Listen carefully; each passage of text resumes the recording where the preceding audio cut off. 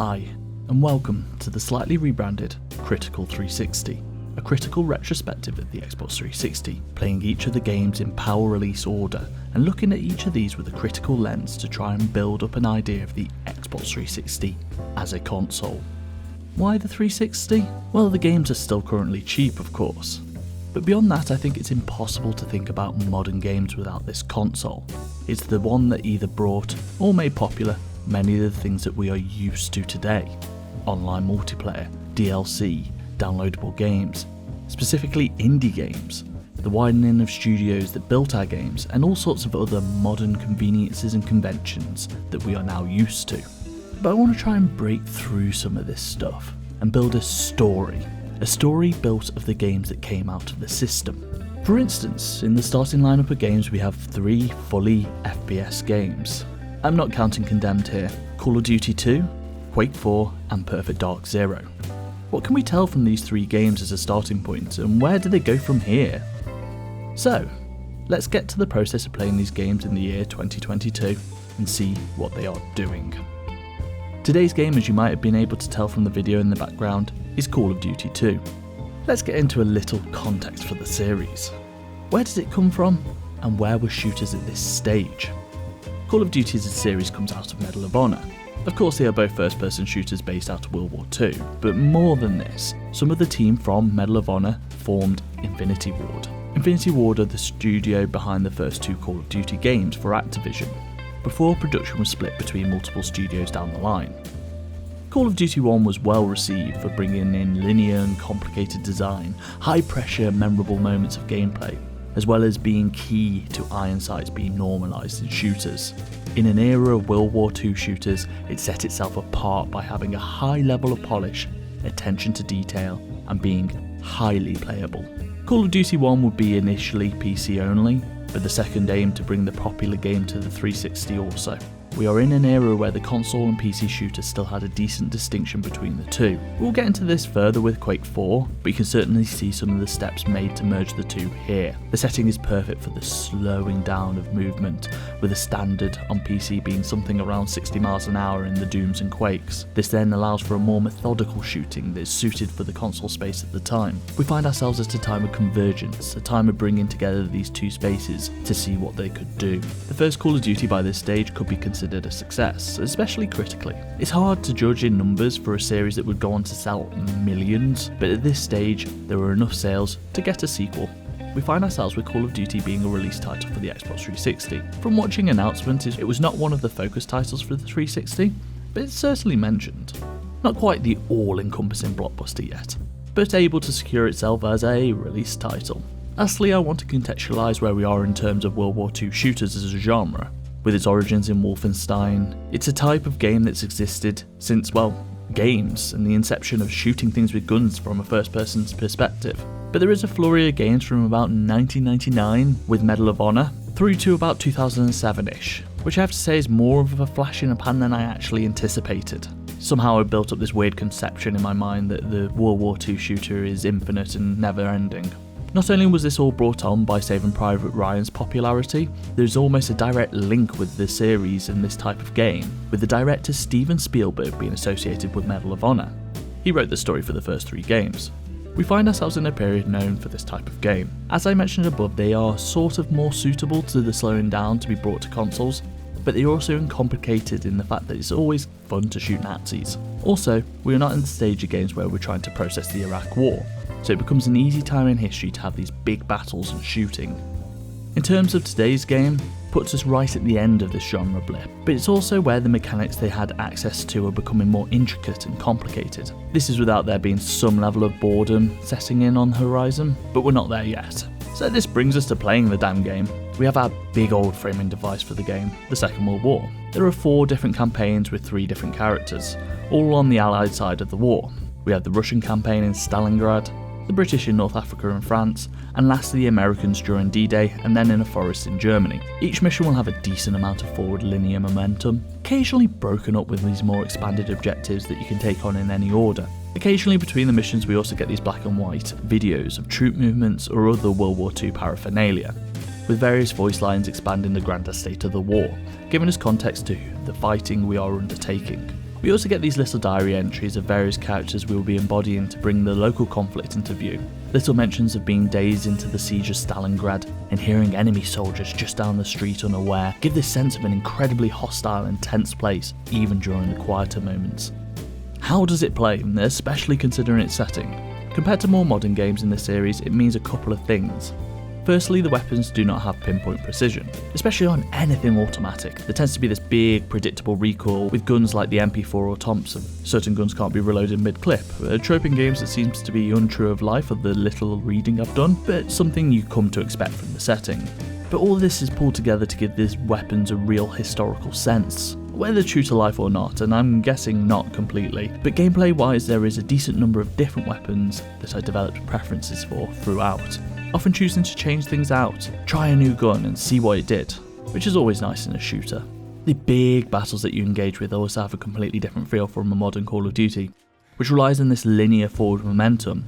Here battles spread out across small areas. It's a game of linked skirmishes. You can come to a building and have to defend it. And enemies have more than just one corridor to attack. You can get this level of encirclement around you. Because of this, you start to have to think about the spaces you are fighting in. Think of the approaches and sight lines. There is this one mission specifically in Modern Warfare 2, the one in that little chalet in the woods, that ends up doing this also, but in a way more chaotic fashion, to its detriment. But in COD 2, as enemies approach in a slower fashion, you feel pressure, but not overwhelming pressure. You have time to react, with a chance of having to clear them out of your base also. There's a placeness, there's a tactical feel to the areas you're located in. This expansive sort of approach to the combat is also exemplified with these objectives that can be tackled in any order, like capturing these 5 posts. You can end up coming at things from a wide variety of angles, especially when compared to one or the 2 path options that you have in a modern Call of Duty. It's basically an open world campaign in comparison. I like these little player directed missions. Even if they end up becoming pretty linear and not too expansive, they help towards building these places as being places. Towns that have town centres or farmsteads with grain silos, you end up having a much clearer idea of what these places are, who may have lived here, how they function in this world. This surprisingly modern feel in combat is also brought into the 2005s with the removal of health. Well, not completely, but this is the first game in the series to stop thinking about health as a number. The lower the number is, the closer you are to death. Instead, you are giving a regenerative health bar. Honestly, I do not mind either of these systems, and an interesting design can come from either. Health being a number allows you to build these small areas of relief with health packets lying around on the floor. It's an extra piece of conversation that the developers can be having with the players. Whereas regenerative health is more shorter term form of stress, making you get your head down in the middle of combat to recuperate. And it can also be less frustrating, giving the player more chances to weasel out of situations. We've already talked a little about how the game makes use of multiple settings, but one added nicety to this is that each setting brings a different style of combat. They all do lapse into one another at some stages, but it's nice that the environment dictates what you're doing in it. The street fighting in Stalingrad is in steep contrast to the tank battles in Africa. Where you take Hill 400, a German artillery location in the woods of Germany itself, you genuinely have this really slow, difficult push up a mountainside. Culminates in this battle on top, exposed, attacked on all sides with very little cover. We are very much in World War II, the second of the wars that takes place across all the world, and you really do get a sense of scale of conflict by bringing these different biomes you're fighting in. Being one moment in a city and then thousands of miles away to the beaches of France makes you realise the scale and type of war we're dealing with, the type of stakes that were in place. There is some criticism about the disconnectedness of the separate stories, but I think with the sacrifice of individual glory, you get the grander idea of what this was all about. Battles hard won by different groups of people. That being said, it's a video game. It's not interested in some of the big ideological elements of the war, using it completely for set dressing with you shouting comrade to one another just because you're Soviets. Not that this is bad, I think it would be incredibly hard for this sort of game to do more in-depth moments. You see, games tend to see war, and specifically these types of wars, in very uncomplicated terms, never coming to grips with the literal genocide happening concurrently, or how we got into this position, instead of falling back on soldier good because he is soldier. But with the game being interested in the actual act of war, on the ground, experienced by the soldiers of different nations, it does a nice pastiche of this. This is knitted together with your objectives. Objectives in Call of Duty are incredibly mundane, by the save the world mindset of later in the series.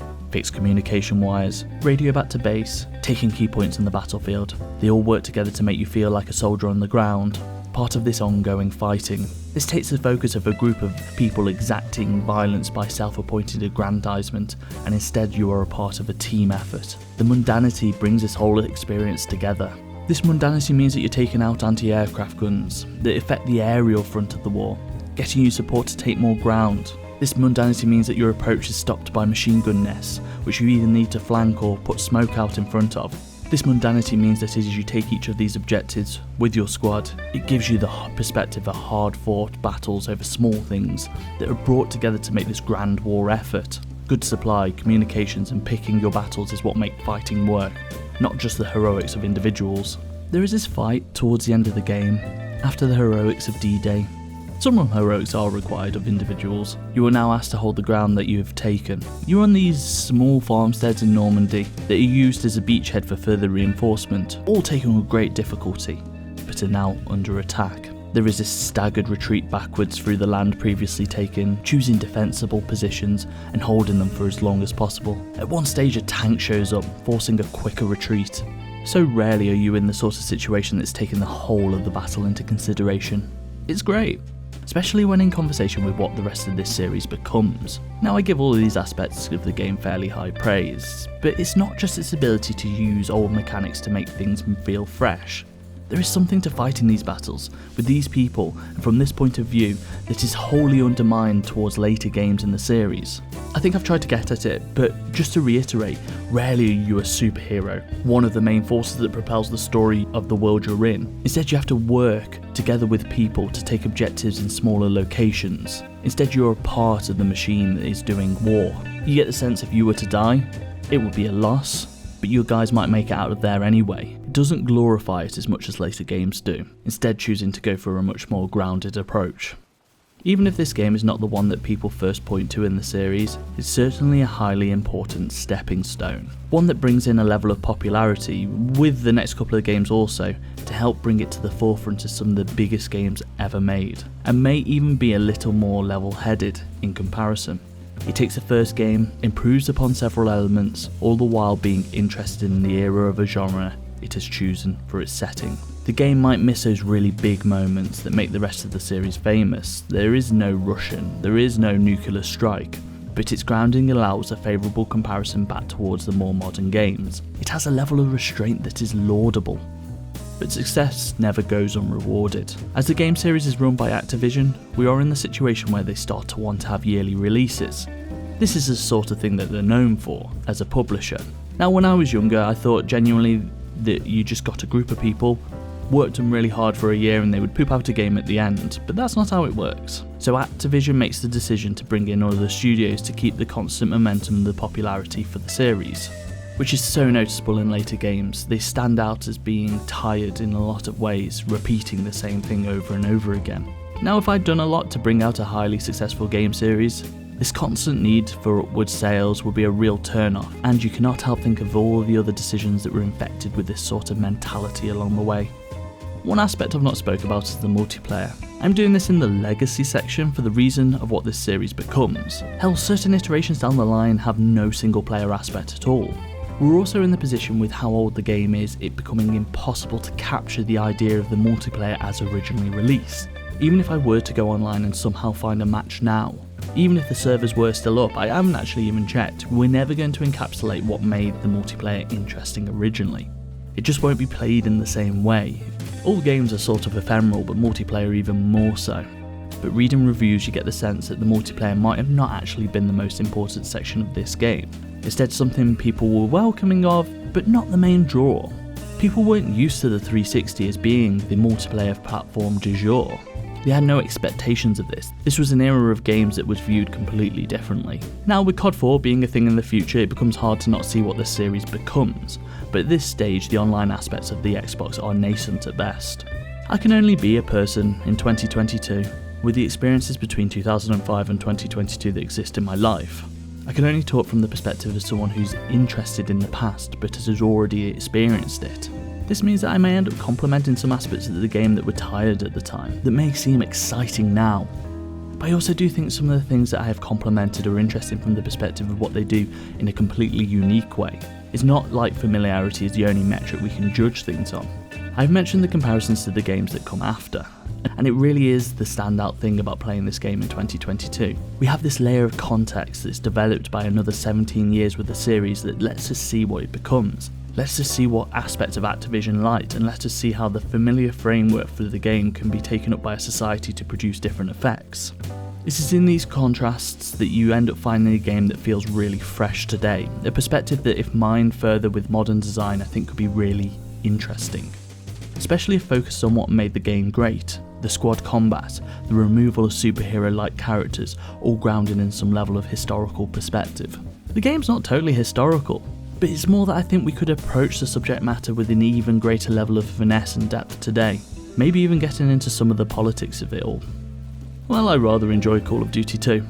These are the sort of experiences I hope to find when playing through older games. We are setting up an era of shooters that's under great change, meaning that you get to join me next week in what is a probably even older relic, even if it is contemporary with Call of Duty 2, Quake 4. Call of Duty 2 is the merging of console and PC to make something that is distinctly both. Quake is trying to have the PC shooter cake and eat it. Now, people who have been on my channel before may notice that I'm sort of repeating content a little bit here. I'm actually currently playing through Cameo, but I hit a stage recently where I was hitting really quick releases, playing lots of different games, but with very little focus. It just tended to be first-person shooters.